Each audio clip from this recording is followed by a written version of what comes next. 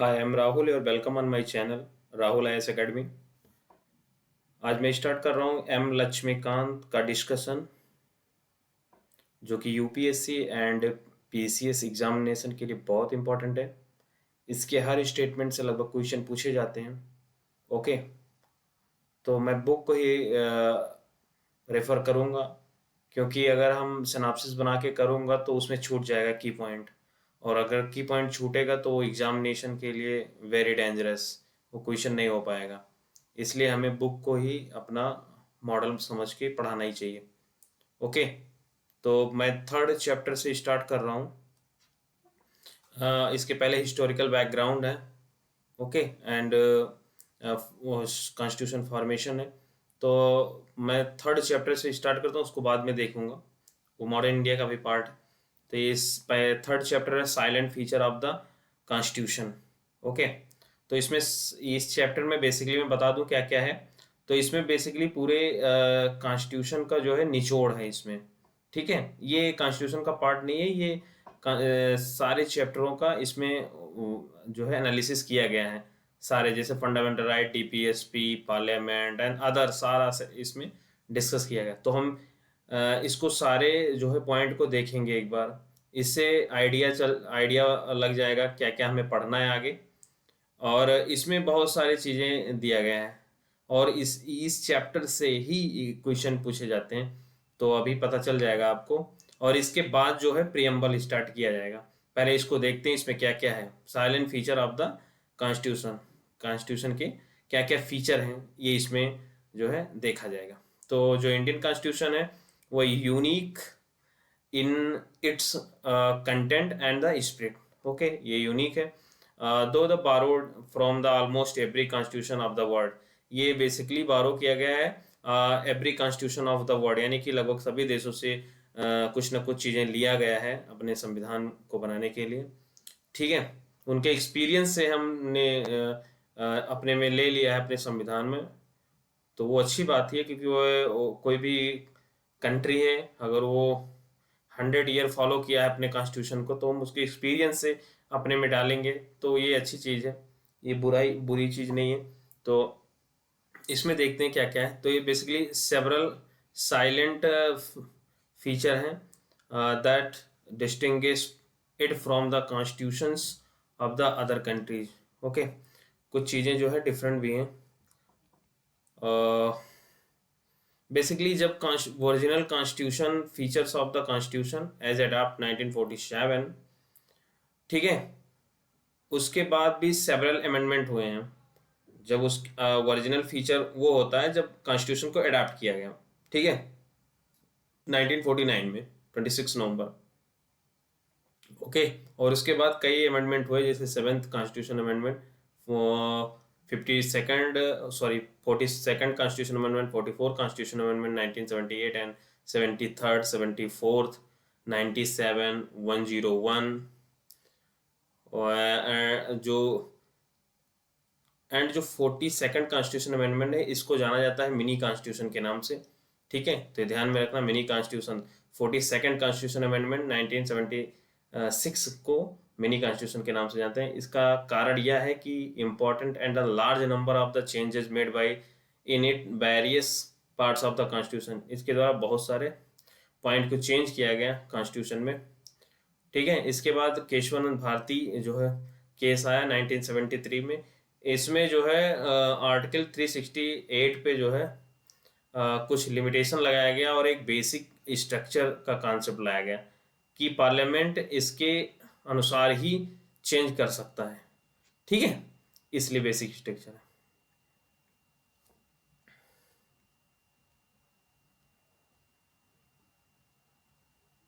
अब silent feature of constitution को देखते हैं क्या क्या है। तो पहला है कि ये लेंदीएस्ट रिटन कॉन्स्टिट्यूशन है। यस, भारत का संविधान जो है वो लेंदीएस्ट है इन द वर्ल्ड। इसका रीजन ये है क्योंकि ये सेंटर एंड स्टेट का दोनों का एक कॉन्स्टिट्यूशन है, Indian constitution. Okay, and other countries like America, America में जो है वो सेंटर का अपना अलग होता है और स्टेट का अपना अलग होता है, इसलिए उनका छोटा कॉन्स्टिट्यूशन है। ठीक है, हम Constitution classified into the written like the American Constitution and unwritten like the British Constitution. Constitution of India is the lengthiest of all the written constitutions of the world.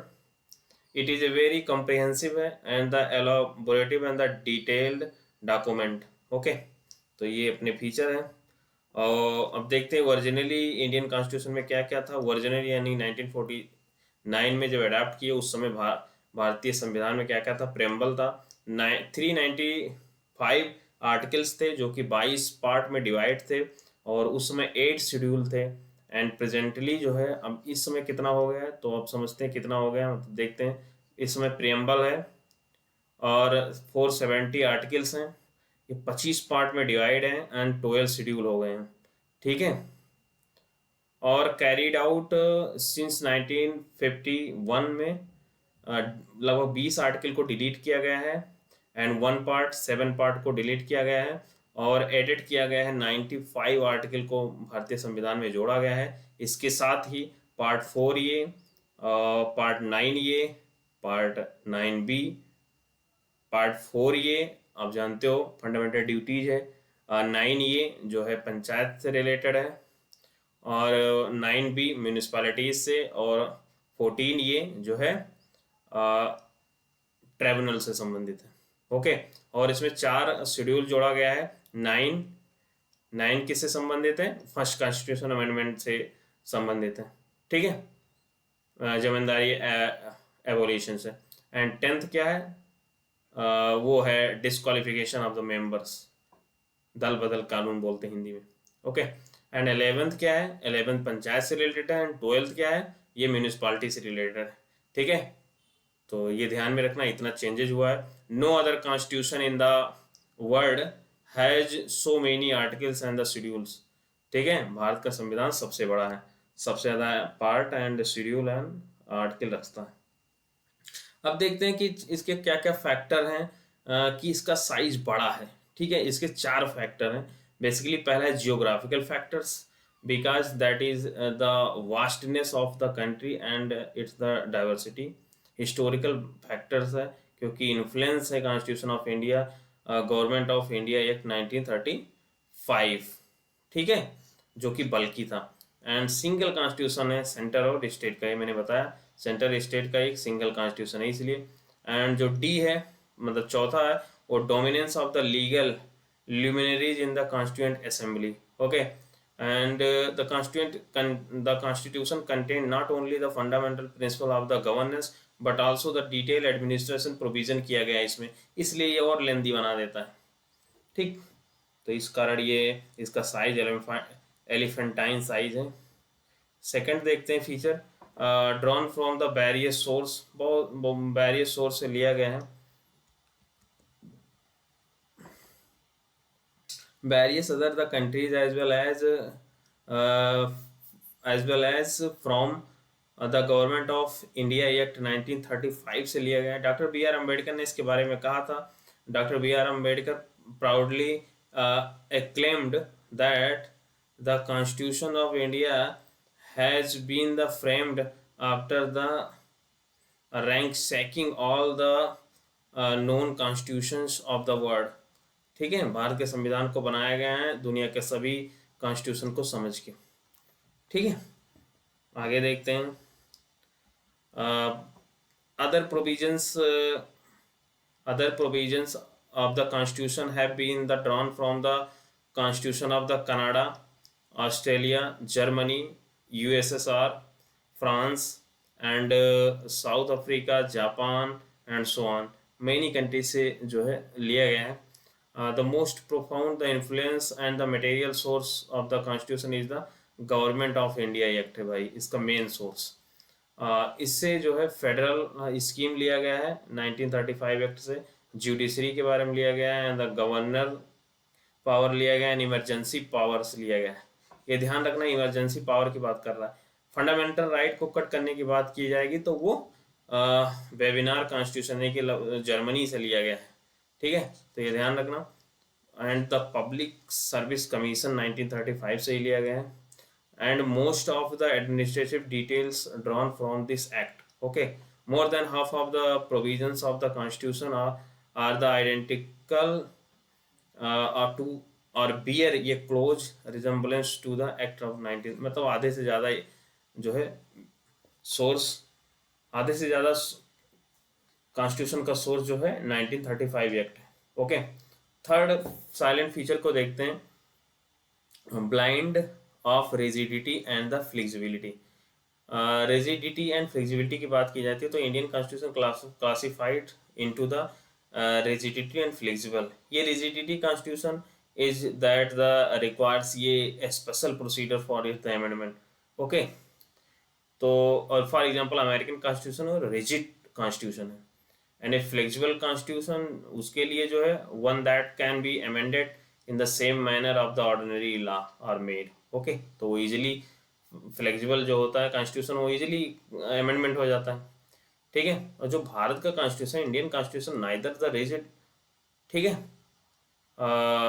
But neither rigid nor flexible, ये बीच में है, but ये synthesis of the both, दोनों का मिश्रित रूप है rigid and flexible का। ठीक है, article 38 provide for the two types of the amendment, तो वो हम जानते ही हैं, आगे पढ़ेंगे इसके बारे में। एक तो होता है टू स्पेशल मेजॉरिटी चाहिए अमेंडमेंट करने के लिए, two third members of the each house present and voting करेंगे, एंड ये majority of the total members of the each house. Okay, और सेकंड जो है वो स्पेशल मेजॉरिटी तो होगा 2/3, एंड उसके साथ ही रेटिफिकेशन किया जाएगा half by the half of the total of the states. Okay, तो ये ध्यान में रखना है। अदर देखते हैं, फोर्थ साइलेंट फीचर को देखते हैं, फेडरल सिस्टम एंड यूनिटरी बायस की बात कर रहा है। तो कॉन्स्टिट्यूशन ऑफ इंडिया जो है इस्टेब्लिश किया गया था federal system of the government. Okay, federal system को इस्टेब्लिश किया गया था, contains all the usual features of federalism, जो यूजुअल फीचर्स हैं फेडरेशन का वो रखता है भारत का संविधान। Two governments, division of power है, रिटर्न कॉन्स्टिट्यूशन है, सुपरमेसी ऑफ द कॉन्स्टिट्यूशन है, रिजिडिटी ऑफ द कॉन्स्टिट्यूशन है, इवन इंडिपेंडेंट जुडिशरी है, एंड द बाईकैमरलिज्म। ये सब फेडरल सिस्टम का प्रॉपर्टीज मतलब क्वालिटीज हैं।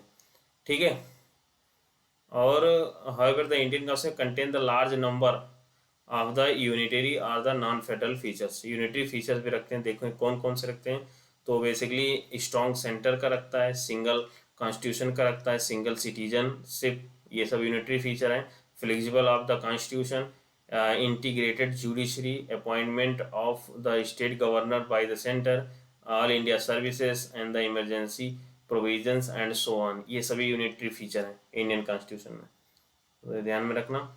जो फेडरेशन है has nowhere be in the use in the constitution, मतलब फेडरेशन यूज नहीं हुआ है। आर्टिकल 1 में जो है कहा गया है कि union of state, India is a union of state. ठीक है, इंडिया यूनियन ऑफ स्टेट है, फेडरेशन का यूज नहीं किया गया, which imply the two things. जो India as a union of state, ये टू चीज़ों को इम्प्लाई करता है। Indian federation is not the result of the agreement by the state, ये एग्रीमेंट से नहीं बना है। ठीक है, और सेकंड जो है, no state has the right to secede from the federation, वो अलग नहीं हो सकते भारतीय फेडरेशन से। ठीक है, और कुछ भारतीय फेडरेशन के बारे में कुछ लोगों का मत है, उन्होंने कहा है भारतीय फेडरलिज्म के बारे में, federal in the form but unitary in spirit. Bharat का जो संविधान है फेडरल इन द फॉर्म है but unitary in the spirit है, एंड द क्वासी फेडरल है। ये किसने कहा है? केसी वेयर ने कहा है। ठीक है, और बार्गेनिंग फेडरलिज्म किसने कहा है? मोरिस जोन्स ने कहा, मोरिस जोन्स ने कहा है। कोऑपरेटिव फेडरलिज्म किसने कहा है? ग्रानविल ने कहा है। ठीक है, and federation with the centralising tendency Ivor Jennings ने कहा है। तो ये सब पूछा जाता है कभी कभी एग्जाम में, तो ध्यान रखना। और parliamentary form of government, fifth जो साइलेंट फीचर है वो है पार्लियामेंट्री फॉर्म ऑफ गवर्नमेंट। तो British parliamentary system of government है भारत में, न कि अमेरिकाज प्रेसिडेंशियल सिस्टम है। ओके, भारत में जो है वो ब्रिटिश पार्लियामेंट्री सिस्टम को अपनाया गया है। क्योंकि वो ब्रिटिश का कॉलोनी था, तो उसको एक्सपीरियंस था, तो जो कॉन्स्टिट्यूएंट असेंबली था वो उसी को प्रेफर की। Principal of the cooperation and the coordination between the legislative and the executive organs. भाई इसकी प्रॉपर्टीज हैं, वो लेजिस्लेटिव एंड द एग्जीक्यूटिव में जो है कोऑपरेशन एंड द कोऑर्डिनेशन रखता है। कौन? Parliamentary system. जबकि प्रेसिडेंशियल सिस्टम में डॉक्ट्रिन होता है किसका? सेपरेशन ऑफ पावर का। तो ये ध्यान रखना, सेपरेशन ऑफ पावर जो है किसका पार्ट है? प्रेसिडेंशियल सिस्टम का है। उसमें जो है जो मिनिस्ट्री होगा वो लेजिस्लेटिव से बिल्कुल अलग होगा, ठीक है, वो उस पर रिस्पॉन्सिबल नहीं होता है। जबकि पार्लियामेंट में क्या होता है? रिस्पॉन्सिबल गवर्नमेंट होता है, ठीक है, तो ये ध्यान रखना। आगे चलते हैं। Parliamentary system is known as the Westminster, Westminster के नाम से भी जाना जाता है model of government.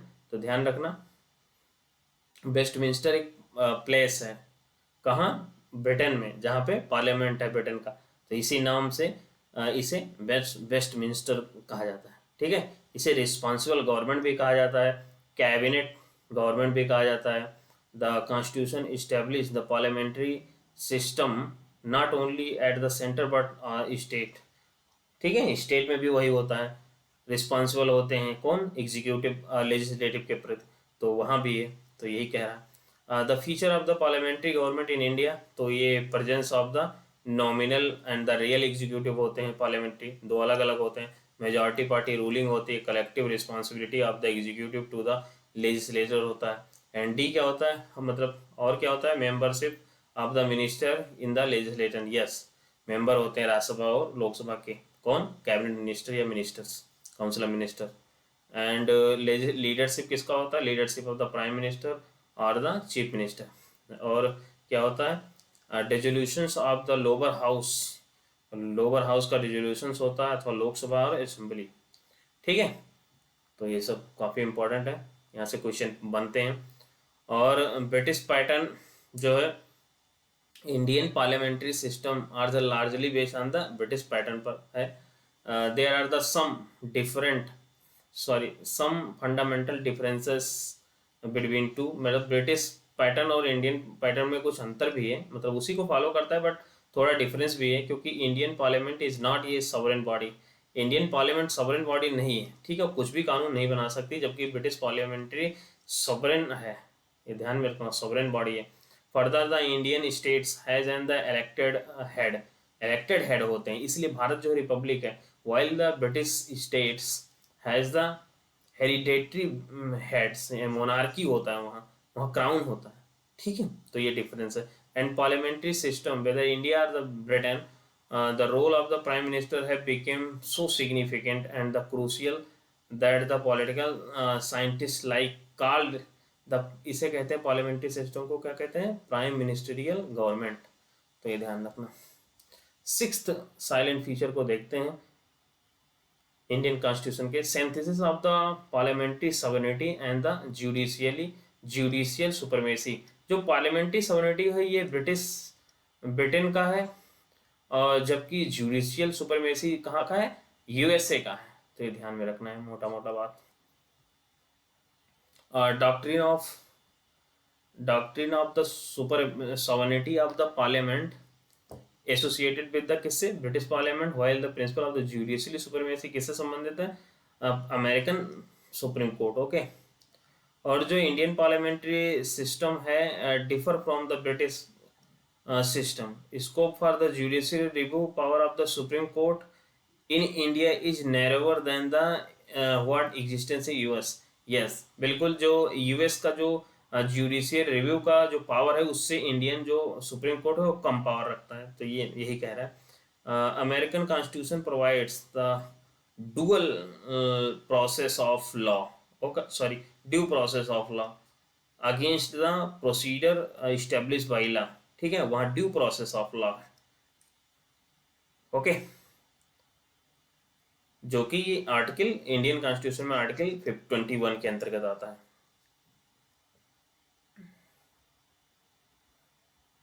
Seventh silent feature को देखते हैं, integrated and independent judiciary, okay. तो जो Indian constitution establish the judiciary that is the integrated as well as the independent. ठीक है, दोनों क्वालिटीज रखते हैं। Supreme court stand the top of the integrated judiciary system in the country, क्योंकि इसके believe it होता है high courts at the state level. ठीक है, and the high courts, under ये high courts there are the hierarchy of the subordinate courts that is the district court and the other lower court होते हैं।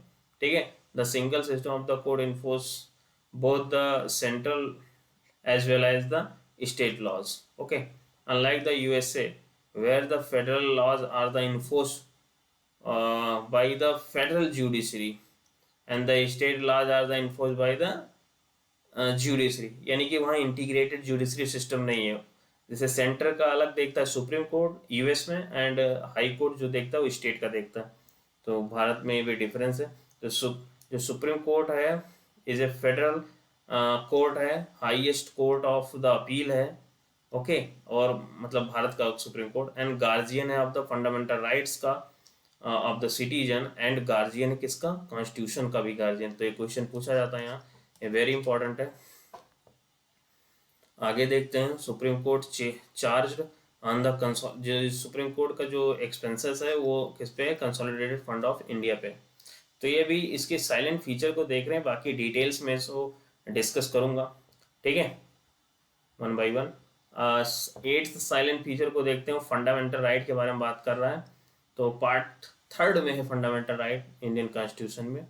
ठीक है, 6 type of fundamental right हैं। ठीक है, तो देखते हैं, इसको डिलीट कर दूं।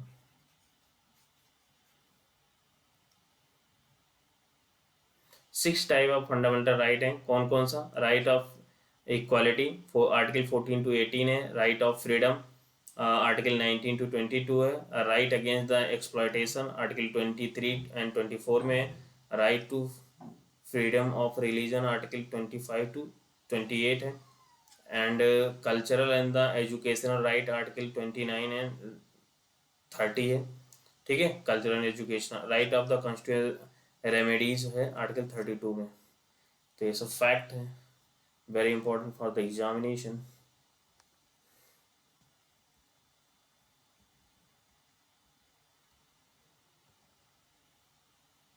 जो फंडामेंटल राइट है mean for the promoting the ideas of the political democracy की बात करता है। They operate as the limitation of the, ये लिमिटेड गवर्नमेंट की बात करता है, the limitation of the tyranny of the executive, okay, and the arbitrary laws of the legislation.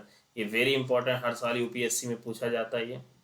ठीक है, कि लिमिटेड गवर्नमेंट की बात करता है ये, और ये जस्टिसिएबल इन नेचर है, ये इन्फोर्सेबल बाय द कोर्ट्स है। ठीक है, their violation, and the person can be directly go to the supreme court, can issue the writs, which can issue the writs, habeas corpus, mandamus, prohibitions, certiorari, and the quo warranto for the restoration of his right. Okay, ये सब जारी किया जा सकता है। However, the fundamental rights are not the absolute, absolute नहीं है, ये है subject to reasonable restriction का है। Further, they are the not sacrosanct and can be the curtailed by the repeal by the parliament के द्वारा कट भी किया जा सकता है थ्रू ये constitution amendment act. Okay, and suspended during the operation of the national emergency, except 2 article नहीं suspend किए जाएंगे, आर्टिकल 20 and 21, ये ध्यान में रखना। ओके, आगे बढ़ते हैं नेक्स्ट साइलेंट फीचर पे। वो डीपीएसपी की बात कर रहा है। डीपीएसपी में क्या है, directive principle of the state policy. तो B.R. अम्बेडकर जी ने कहा था कि डायरेक्टिव प्रिंसिपल जो है वो नोवेल फीचर है of the Indian constitution. Okay, ये पार्ट 4 में आता है ऑफ द कॉन्स्टिट्यूशन।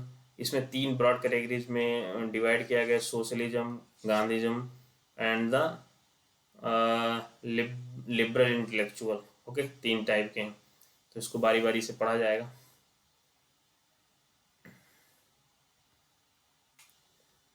और देखते हैं, directive principles mean for the promoting the idea of the, ये बेसिकली आइडिया किसका है, social and the economic democracy की बात करता है, इस्टेब्लिश ए वेलफेयर स्टेट की बात करता है in India, unlike the fundamental rights. Fundamental right जो है पॉलिटिकल डेमोक्रेसी की बात करता है। ये जो है नॉन जस्टिफिएबल इन नेचर है, they are not enforceable by the court और they are the violation.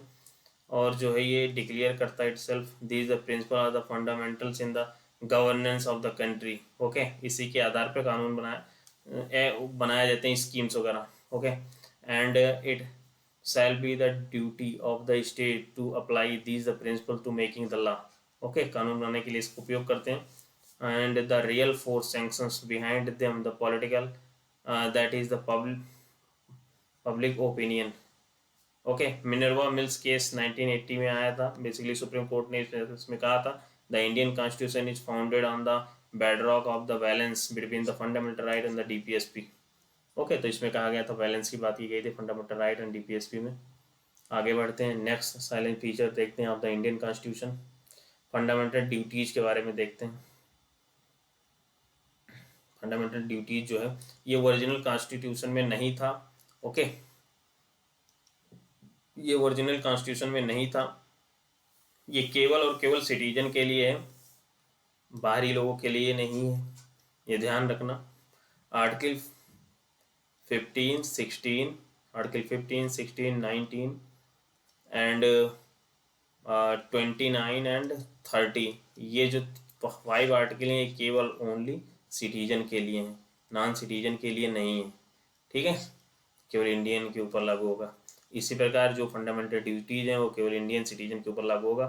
Operations of the internal emergency 1975 to 77, ये 42nd कॉन्स्टिट्यूशन अमेंडमेंट के द्वारा इसे लाया गया था 1976 में। ओके, ये रिकमेंडेशन किसका था? स्वर्ण सिंह कमेटी का रिकमेंडेशन था। और उस समय 10 फंडामेंटल ड्यूटीज़ को अपनाया गया था। उसके बाद 86 कॉन्स्टिट्यूशन अमेंडमेंट एक्ट के द्वारा जो है 2002 में एक और जोड़ा गया, जिसमें क्या था, पेरेंट को 6 से 14 साल के बच्चों को एजुकेशन की बात की है कि वो अपने चिल्ड्रन को एजुकेशन दिलाएं, ये भी ड्यूटीज़ में दिया गया। पार्ट 4 ये में आता है भारतीय संविधान में, और आर्टिकल 51 ये के अंतर्गत है। इसमें जो है, इसमें national flag, respect of the constitution, national flag, national anthem, sovereignty, unity integrity of the country, promote the spirit of the common brotherhood among the all, to preserve the rich heritage और the composite culture and so on. इसके साथ ही women को भी respect की बात की गई है इसमें। तो ये सब चीज़ें हैं इसके फीचर, आगे डिटेल्स में पढ़ेंगे। अभी ये साइलेंट फीचर पढ़ रहे हैं, ऊपर ऊपर से उसके बारे में समझ रहे हैं, जब एक सेंस बन जाएगा फिर कॉन्स्टिट्यूशन से स्टार्ट करेंगे, प्रियम्बल से। तो आगे देखते हैं फंडामेंटल ड्यूटीज जो है, reminder to the citizen that while they enjoy their rights, जब वो अपने राइट को एंजॉय करें, they have also be the quite the conscious duties they owe to their the country, society and their fellow citizen. Okay, ये non justiciable in nature है, for only the citizen of India के लिए है। आगे next silent feature को देखते हैं। 11th है, सेकुलर स्टेट की बात की गई है। 11th साइलेंट फीचर है सेकुलर स्टेट। जो constitution of India stand for a secular state की बात करता है। Does not uphold the any particular religion as official religion of the Indian state. Okay, and reveal the secular character of the Indian state. Secular add किया गया था preamble में, कब? 42nd constitution amendment 1976। Original constitution में secular शब्द का use नहीं है, ध्यान में रखना। Preamble secure to all citizen of it the liberty belief and the faith of the worship, ये भी बात की गई प्रेम्बल में। And the state shall not deny to any persons equality before the law और the equality protection of the law. Okay, तो ये article 14 में कहा गया है। And the state shall not discriminate against any citizen on the ground of the religion. Okay, discriminate नहीं किया जाएगा। आगे देखते हैं।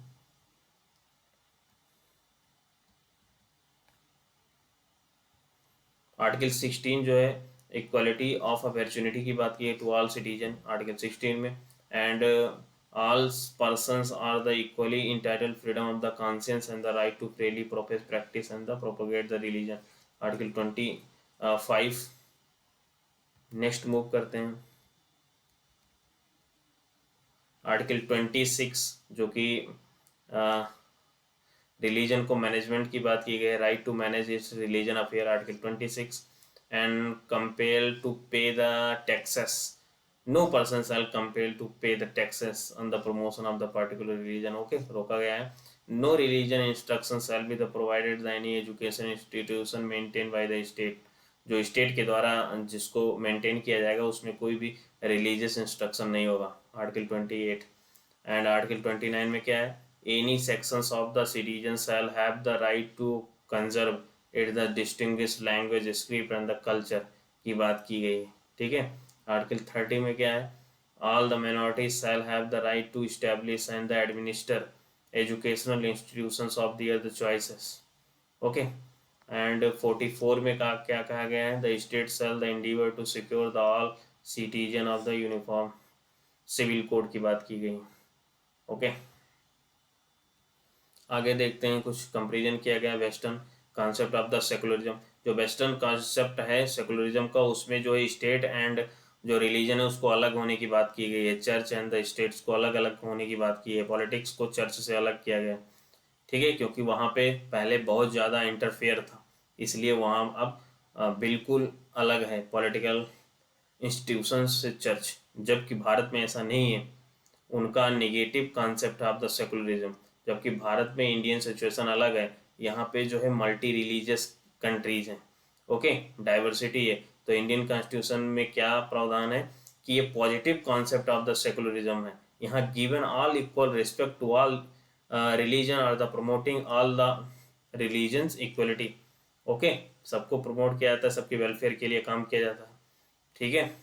Constitution has also abolish the old system of the communal representation को एबॉलिश किया गया है, reservation of the seat of the legislative on the basis of the religion इसको हटाया गया, however the provide for the temporary reservation for the seat of the schedule caste and the schedule tribes to ensure the adequate representation के लिए केवल दिया गया है SC and ST को, बस यही कह रहा है।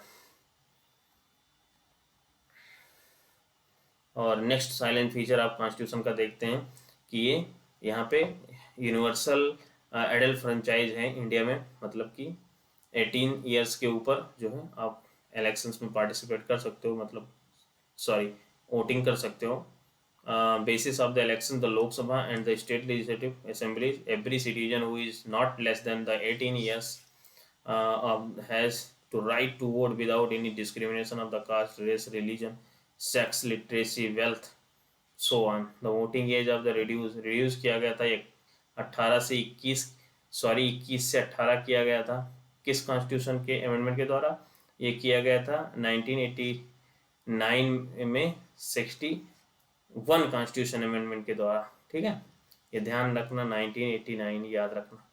और जो राइट टू वोट है इंडिया में वो लीगल है और लीगल राइट है, ठीक है, फंडामेंटल राइट नहीं है। फिर आगे बढ़ते हैं, सिंगल सिटीजनशिप का कॉन्सेप्ट है इंडिया में, तो single citizenship federal and the envisage ये dual polity centre in state, it provide the only a single citizenship that is the Indian citizenship, जबकि यूएस में अलग है, पर्टिकुलर स्टेट का सिटीजन होना चाहिए और सेंटर का, ठीक है, जबकि भारत में अलग है, तो ये सब फैक्ट है। फिर चलते हैं, इंडिपेंडेंट बॉडीज होते हैं कुछ भारत में, the Indian Constitution not only the provide for the legislative, executive and the judicial organ of the governments but also establish the certain independent body, किसमें कौन कौन है, इलेक्शन कमीशन, कैग, और कौन सा है, और आगे होगा यूपीएससी है, देखो UPSC and state public service commission, ये सब कॉन्स्टिट्यूशनल बॉडी है।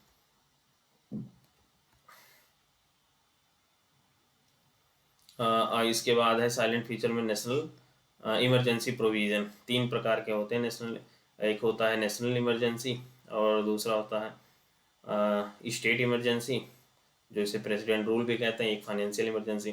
तो to the constitution contain the elaborate emergency provision to enable the president to meet only the extraordinary situation effectively. Okay, the rationality behind the incorporation of these the provisions is to the safeguard of the sovereignty, unity, integrity, and the security of the country, democratic political system, and the constitution. Okay.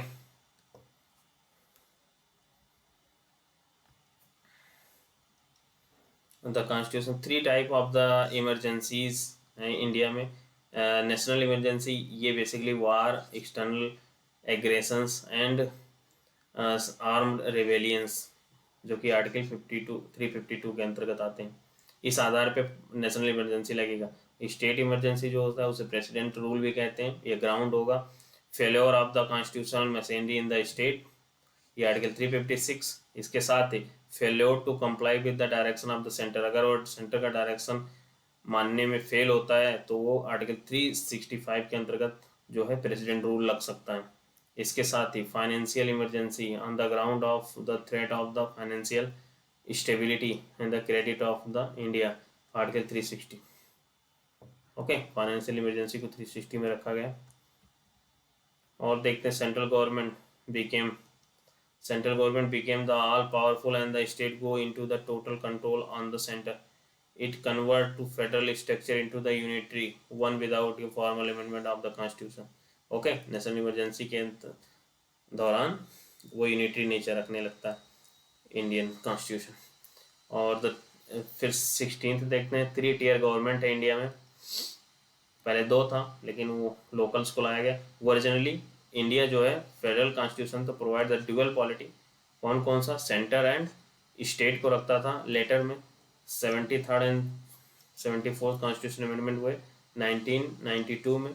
Third tier government बनाई गई, जो कि जिसे local government भी कहते हैं, not found in the any other constitution of the world, दुनिया के अदर कॉन्स्टिट्यूशन में नहीं पाया जाता। 73rd कॉन्स्टिट्यूशन में 1992 gives the constitutional recognition of the panchayat, a rural government, by adding part 9 new schedule 11, ये सब ध्यान रखना फैक्ट है। and 74th constitution amendment 1992, okay, gave the constitutional recognitions of the to the municipalities, इसे बोलते हैं urban local governments, जो कि पार्ट 9 ये में आता है, शेड्यूल 12 में रखा गया है। तो ये सब फैक्ट है। आगे चलते हैं। कोऑपरेटिव सोसाइटी के बारे में देखते हैं। 97th कॉन्स्टिट्यूशन अमेंडमेंट 2011 में हुआ, उसके तहत कॉन्स्टिट्यूशन स्टेटस मिला to protect the cooperative societies. Okay, fundamental right के अंतर्गत भी आता है, जो कि ऑर्गेनाइजेशन इस्टेब्लिश करने की बात की गई है आर्टिकल 19 में। तो उसके तहत DPSP में भी है आर्टिकल 43B में, कोऑपरेटिव सोसाइटीज प्रमोशन, जो स्टेट है प्रमोट करेगा कोऑपरेटिव सोसाइटी को। और एक नया पार्ट बनाया गया है 9B, उसमें भी द कोऑपरेटिव सोसाइटीज़ की बात की गई है, जो कि आर्टिकल 243ZH से लेकर 243ZT तक लिया गया। न्यू पार्ट जोड़ा गया उसमें, जो है कोऑपरेटिव सोसाइटीज़ को फंक्शंस ऑफ द डेमोक्रेटिक रूप से वो फंक्शंस करेंगे, ये सब बात कही गई है। और cooperative society on the functions of the democratic, professional, autonomous, economic, sound manner, and to empower the parliament, respect of the multi-state cooperative society, and the state में क्या है, respect to other the multi-state cooperative societies को कौन देखता है, centre, और other cooperative society को तो कौन देखता है, स्टेट। तो ये दोनों ध्यान में रखना। कोऑपरेटिव सोसाइटी जो जो सब्जेक्ट है वो स्टेट गवर्नमेंट का, तो ये भी ध्यान रखना, की पॉइंट एग्जाम में पूछा जाता है। ये क्रिटिसिज्म किस किस आधार पे होता है, तो क्रिटिसिज्म होता है भारतीय संविधान का, ये होता है, ये बारोड कॉन्स्टिट्यूशन है, मतलब उधार लिया गया कॉन्स्टिट्यूशन, लोग आरोप लगाते हैं। ओके, दूसरा क्या है, दूसरा है कि लोग कहते हैं ये कार्बन कॉपी है अब 1935 एक्ट का, क्योंकि 50% से ऊपर प्रोविजंस को यहीं से लिया गया है। और क्या कहते हैं लोग, और लोग कहते हैं भाई कि अन इंडियन है और द एंटी इंडियन है, क्योंकि सारे प्रोविजंस जो है विदेशों के द्वारा विदेशों से लिया गया है, तो इसलिए आगे देखते हैं क्या कहते हैं इसके बाद। एन अन गांधीयन कॉन्स्टिट्यूशन है। ओके, चूंकि गांधी जी का अलग था, डिसेंट्रलाइजेशन पे काम कर रहे थे, तो ये भी है, तो ये भी ध्यान रखना।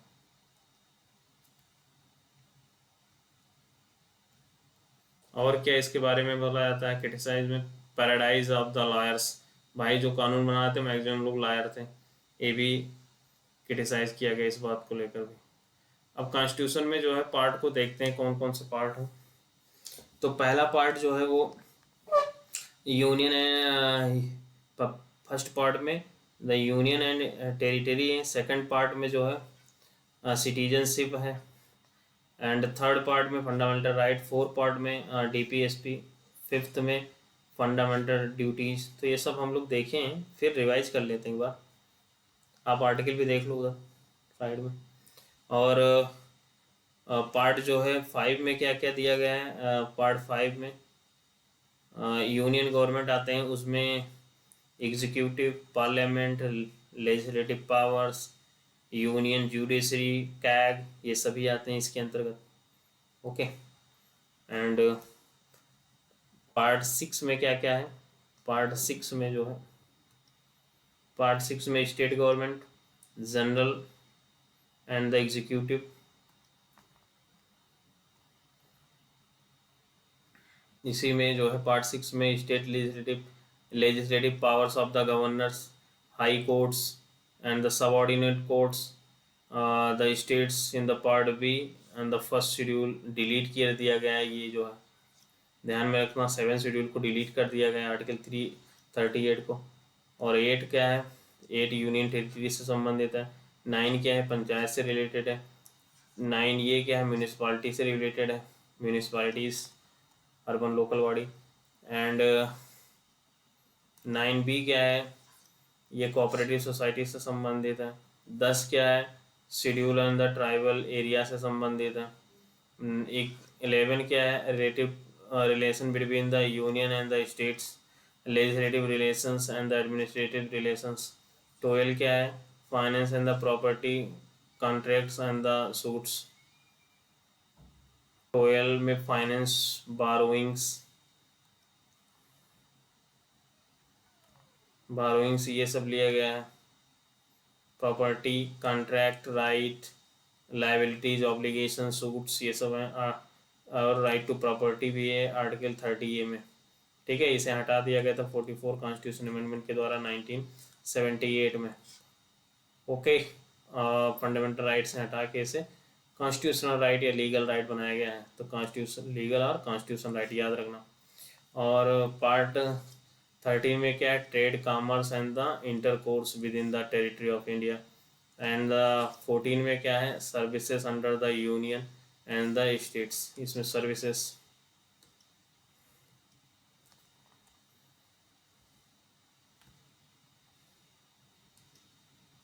पब्लिक सर्विस कमीशन की बात की गई है। एंड 14 में ट्रिब्यूनल्स की बात की गई है, जो कि मैंने पीछे देखा था। एंड 15 में इलेक्शंस की बात की गई है। 16 में केस की बात की गई है, special provision related to the certain classes से बात की गई है। और 17 में किसकी गई? ऑफिशियल लैंग्वेज की बात की गई है। Language of the union, regional language, language of the supreme courts, high courts and so on. Okay, language article part 17 में। फिर देखते हैं पार्ट 18 में क्या है? तो नेशनल प्रोविजन, इमरजेंसी प्रोविजन है। 19 में क्या? मिसलेनियस है। 20 में क्या? अमेंडमेंट ऑफ द कॉन्स्टिट्यूशन है।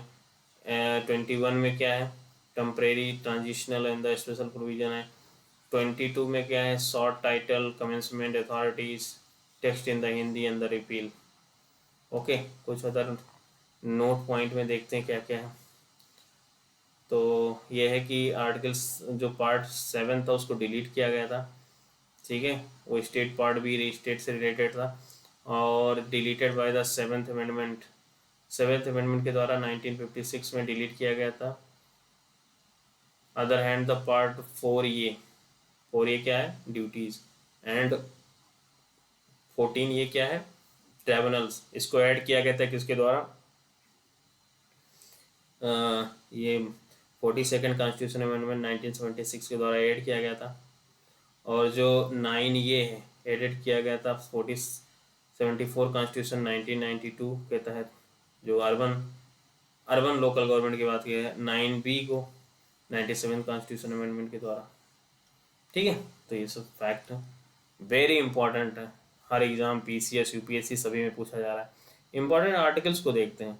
तो फर्स्ट क्या है, नेम एंड टेरिटरी जानते हो सभी लोग। थर्ड क्या है, formation of the new state and alteration of the areas boundaries और name of the existing. Second जो है, entry of the new state की बात की गई है। तो ध्यान रखना, जब हम किसी बाहरी क्षेत्र को भारत में मिलाते हैं तो आर्टिकल 2 के तहत आता है। अदरवाइज अगर हम अपने क्षेत्र को ही एक स्टेट को तोड़ के 2 स्टेट बनाते हैं तो वो आर्टिकल 3 के अंतर्गत आएगा। आर्टिकल 13 क्या है, लॉज इन कंसिस्टेंस विद और in the derogatory of the fundamental rights. Okay, तो ये जुडिशियल रिव्यू से संबंधित है। 14 इक्वलिटी बिफोर लॉ। 16 क्या है, equality of the opportunity in the matters of the public employment. 17 क्या है, एवोल्यूशन ऑफ द अनटचेबिलिटी। 19 क्या है, protection of the certain right regarding the freedom of the speech. 21 क्या है, protection of the life and the personal liberty. 21 क्या है, right of the elementary education, जो कि 86 कॉन्स्टिट्यूशन अमेंडमेंट 2002 में लाया गया था।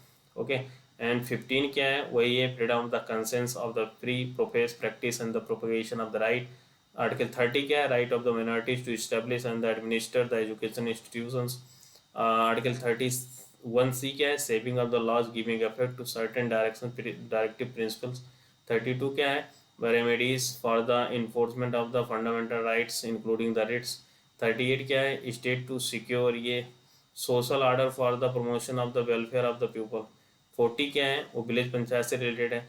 44 क्या है, UCC यानी कि यूनिफॉर्म सिविल कोड से संबंधित है। 45 क्या है, provision for the early childhood care and the education to children below the age of the 6, ये स्टेट देखेगा, DPSP में आता है। 46 क्या है, promotion of the education and the economic interest of the schedule caste, schedule tribe and other weaker section. 50 क्या है, separation of the judiciary from the executive. 51 क्या है, promotion of the international peace and the security. 51 क्या है, fundamental duties हैं। 72 क्या है, वो पावर है प्रेसिडेंट का टू ग्रांट पार्डन्स मतलब क्षमा करने की शक्ति, ETC and the suspend remit commute sentences in the certain cases. 74 क्या है, council of minister to aid and advise the president को एडवाइज करेगा। एंड 78 क्या, duties of the prime minister is respect the furnishing of the informal to the president ETC। Okay, and 110 क्या है, definition of the money bill. 112 क्या है, annual finance budget यानी कि budget की बात की गई, एनुअल फाइनेंशियल स्टेटमेंट। 122 क्या है, वो पावर है किसका, प्रेसिडेंट का है, ऑर्डिनेंसेस से रिलेटेड, जबकि पार्लियामेंट जो है सेशंस में ना हो। 143 क्या है, power of the president to consult supreme court. 155 क्या है, अपॉइंटमेंट ऑफ द गवर्नर। 161 क्या है, power of the governor to grant pardons. Okay, ये गवर्नर का पावर है, वो भी सस्पेंस रेमिट कम्यूट कर सकता है sentence in the certain cases. 163 क्या है, council of minister to aid and advice to the governor करेगा। एंड 167 क्या है, duties of the chief minister with the regard to the furnishing of the information of the governor. 169 क्या है, evolution of the creations of the legislative council in the states. 200 क्या है, assent to the bills by the governor including the reservation for the president, वो bill को रोक रहता है क्योंकि प्रेसिडेंट के लिए भेजता है वो गवर्नर। ओके, 213 क्या है, power of the governor to ordinances से रिलेटेड है। 226 क्या है, वो हाई कोर्ट का रेट से संबंधित है। 239 ये क्या है, special power with respect to Delhi. 249 क्या है, पार्लियामेंट जो है स्टेट लिस्ट पे जो है नेशनल इंटरेस्ट के मामले में कानून बनाएगा, इसमें जो है राज्यसभा को स्पेशल पावर दी गई। 262 क्या है, वो एडजुडिकेशन है of the dispute related to the water of the inter state river और द रिवर्स वैली जो डिस्प्यूट होगा। 263 में क्या है, provision with the respect to the inter state council. 265 में क्या है, taxes not to impose save by the authority of the law. 275 क्या है, grant from the union to certain states. Okay, 280 क्या है, फाइनेंस कमीशन की बात होती है जिसको प्रेसिडेंट अपॉइंट करता है, इसमें 1+4 मेंबर होते हैं, ये ओनली ए रिकमेंडेड बॉडी है। 300 में क्या है, सूट एंड प्रोसीडिंग। 300 ए में क्या है, persons not to be deprived of the property save by the authority of the law, right to property की बात की गई किसमें, 300 ये में, ध्यान रखना।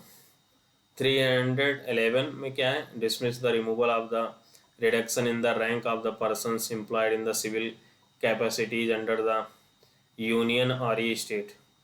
312 क्या, ऑल इंडिया सर्विसेज से संबंधित है। 315 क्या है, public service commission for the union and for the state से रिलेटेड है। 320 क्या है, public functions of the public service commission. 323 क्या है, एडमिनिस्ट्रेटिव ट्रिब्यूनल की बात की गई है। और 324 क्या है, इलेक्शन कमीशन से रिलेटेड। 330 क्या है, reservation for the schedule caste. 335 क्या है, claims of the schedule caste and the schedule tribes to services and the post. 352 क्या है, वो नेशनल इमरजेंसी से रिलेटेड है। 356 क्या है, वो प्रेसिडेंट रूल्स है। 360 क्या है, फाइनेंशियल इमरजेंसी। 365 क्या है, effect of the failure to comply with और टू गिव द इफेक्ट, मतलब वो प्रेसिडेंट रूल से ही संबंधित है अगर वो सेंटर की बात को नहीं मानता। 368 क्या है, power of the parliament to amend the constitution and the procedure. जो 370 इसको हटा दिया गया है, जम्मू कश्मीर से रिलेटेड था। अब शेड्यूल को देखते हैं कौन कौन से शेड्यूल हैं। फर्स्ट शेड्यूल में names of the state and the their the territorial jurisdictions, इसमें name and the union territories their extent की बात की गई। सेकंड में क्या है, सेकंड में भाई provisions related to the enrolment emoluments and the allowances privilege में दिया गया है। तो इसमें president, governor, speaker, chairman Rajya Sabha and the speaker, deputy speaker, chairman and the juries, chairman, deputy chairman legislative council के एंड जज ऑफ द सुप्रीम कोर्ट, जज of the high court, CAG. Third में क्या है, ओथ एंड अफर्मेशन है, ठीक है। इसमें union minister, candidate of the election to the parliament, the member of parliament, जज of the supreme court, the controller and the auditor general of India, the state ministers, the candidate for the elections to the state legislative, the number of the state legislative. 9 क्या है, the जज of the high courts. Fourth schedule में क्या है, वो allocation of seat है राज्यसभा के लिए। फिफ्थ में क्या है, ये administrative and control of the schedule areas and the schedule tribes के बारे में बात की गई। जो 6 शेड्यूल है उसमें जो है administration of the tribal areas, Assam, Meghalaya, Tripura, Mizoram की बात की गई। 7 शेड्यूल में क्या है, वो भाई लिस्ट के बारे में, सब्जेक्ट के बारे में, उसमें सेंटर स्टेट कॉन्करेंट लिस्ट, इसके साथ रेजिडरी पावर होता है जो कि सेंटर के पास है, पार्लियामेंट के पास। 8th शेड्यूल में क्या बात की गई, उसमें जो है लैंग्वेज की बात की गई, ठीक है। ओरिजिनली जो है कितने लैंग्वेज थे, 14, अब कितने हो गए, 22। सिंधी को 21वीं कॉन्स्टिट्यूशन अमेंडमेंट के द्वारा 1967 में, कोंकणी, मणिपुरी, नेपाली को 71 कॉन्स्टिट्यूशन अमेंडमेंट के द्वारा जोड़ा गया। बोडो, डोंगरी, मैथिली, संथाली, इनको 92 संविधान संशोधन 2013 में 2003 में लिया गया। ओडिया को 96 कॉन्स्टिट्यूशन 2011 के द्वारा लिया गया। 9th schedule acts and the regulation originally 13 थे, okay. The state legislature dealing with the land, 9th schedule में बेसिकली लैंड रिफॉर्म से एबोलिशन की बात की गई थी, जमींदारी। ये फर्स्ट इसमें लोग डाल देते थे, मतलब कोई भी जिसको जुडिशरी रिव्यू से बचाना है इसी में 9th शेड्यूल में डाल देते थे। बट फर्स्ट कॉन्स्टिट्यूशन अमेंडमेंट जो फर्स्ट कॉन्स्टिट्यूशन अमेंडमेंट है वो भी इसी से रिलेटेड है। और 2007 में सुप्रीम कोर्ट का जजमेंट था कि इसमें डाला गया कोई भी जो है एक्ट अब जो है 14 अप्रैल 1973 के बाद वो ओपन होगा किसके लिए, जुडिशरी रिव्यू के लिए। और 10th शेड्यूल क्या है, provisions related to the disqualification of the members of the parliament and the state legislative, disqualification से रिलेटेड है 10th। 11 तो हम जानते हैं किसके बारे में, पंचायत के। और 12th किसके बारे में, अर्बन लोकल बॉडीज म्यूनिसपैलिटीज़ के बारे में। और सोर्स देखते हैं कि इंडियन कॉन्स्टिट्यूशन के क्या हैं। तो मेजर सोर्स 50% प्लस बताया था ना, गवर्नमेंट ऑफ इंडिया एक्ट 1935 के द्वारा है, जिसमें से federal scheme, office of the governor, judiciary, public service commissioner, emergency provisions and the administrative details. British constitution से लिया गया parliamentary government, rule of law, legislative procedure, single citizenship, cabinet systems, prerogative right लिया गया है, and the parliamentary privilege and the bicameralism. US constitution से क्या लिया गया, fundamental right, independence of the judiciary, judicial review, impeachment of the president, removal of the Supreme Court and the High Court's judges and the post of the vice president, ये सब US constitution से लिया गया। Irish यानी Ireland से क्या लिया गया है, डीपीएसपी लिया गया है, nomination of the member of the Rajya Sabha and the method of the election of the president, ये 3 चीज़ लिया गया है किससे, आयरिश कॉन्स्टिट्यूशन से। कनाडा से लिया गया है, तो कनाडा से बेसिकली यूनिटरी नेचर लिया गया है। तो यूनिटरी नेचर मतलब जो सेंटर की तरफ जो सेंटर हो वो कनाडियन कॉन्स्टिट्यूशन, मतलब कि federation with the strong centre की बात करता है। Vesting of the residuary power in the centres, appointment of the state government by the centre and the advisory jurisdictions of the supreme court. Okay, जो governor के appointment है इसी के अंतर्गत है। जापान वो कनाडा से लिया गया। एंड ऑस्ट्रेलियन कॉन्स्टिट्यूशन से क्या लिया गया, concurrent list, freedom of the trade, commerce and intercourse and the joint sitting of the 2 houses of the parliament. Weimar constitution of Germany से क्या लिया गया, suspension of the fundamental rights due to the emergency. और जो emergency का provision है वो government of India 1935 के अंतर्गत लिया गया है। ये दोनों डिफरेंस पता होना चाहिए। और सोवियत कॉन्स्टिट्यूशन से क्या लिया गया है, fundamental duties, idea of the justice, social, economic, political, ये किसमें जोड़ा गया, मतलब है किसमें, प्रियम्बल में। फ्रेंच कॉन्स्टिट्यूशन से रिपब्लिक लिया गया है, ideal of the liberty, equality and the fraternity of in the preambles. South Africa से क्या लिया गया, procedure for the amendment of the constitution and the elections of the member of the Rajya Sabha. Okay, Japan से क्या लिया गया, procedure establish by law, ठीक है। और ड्यू प्रोसेस ऑफ लॉ कहाँ का है, यूएस का। और हम लोग क्या लिए, प्रोसीडर इस्टेब्लिश बाई लॉ। इस प्रकार चैप्टर जो है silent feature of the constitution खत्म होता है। नेक्स्ट मिलेंगे प्रियम्बल में। Okay, thank you very much.